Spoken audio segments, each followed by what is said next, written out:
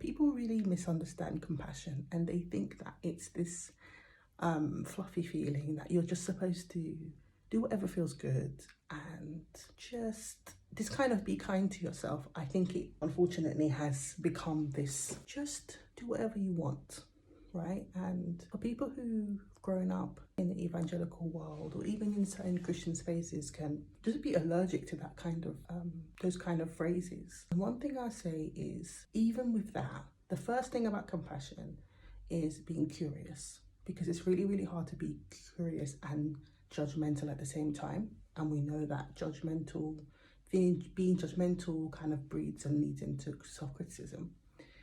Doesn't mean we shouldn't make judgments, but that's just one thing to know. Be curious even about that.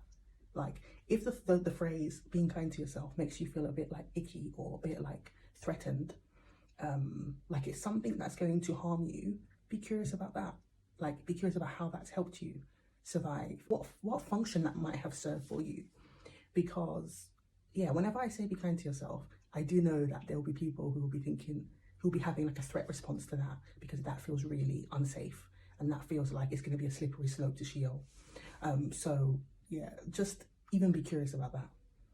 Curious is always a good place to start. It doesn't mean that we don't move into action, we definitely do, but I think that people who are coming from this space tend to rush to action, and it actually tends to be quite reactive instead of being grounded in having a response that is in line with your values, that's in line with your sense of self, that feels actually feels in alignment with you. And I know even that language alignment could be really weird for those of us who are coming from these spaces, but I just want to name that because I see it a lot, and I think it can really sabotage any growth or any change people want to make.